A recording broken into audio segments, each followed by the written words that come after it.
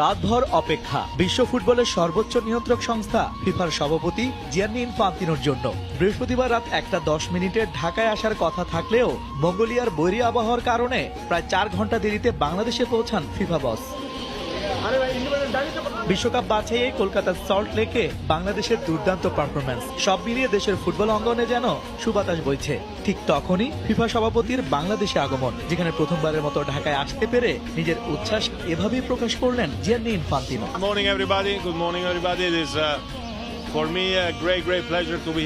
সবাইকে শুভ সকাল। প্রথমবারের মতো বাংলাদেশে আসতে পেরে আমি খুবই আনন্দিত।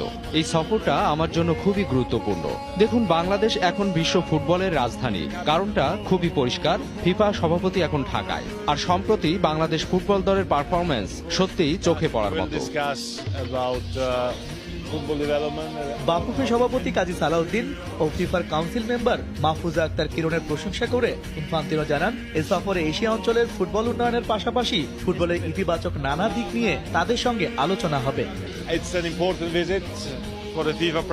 দেখুন, খেলাধুলার দিক দিয়ে বাংলাদেশ অনেকটাই এগিয়ে যাচ্ছে। এখানকার মানুষ বেশ ক্রীড়াপ্রেমী। আশা করছি এশিয়া অঞ্চলের ফুটবল উন্নয়নে বাফুফের সঙ্গে আলোচনা ফলপ্রসূ হবে।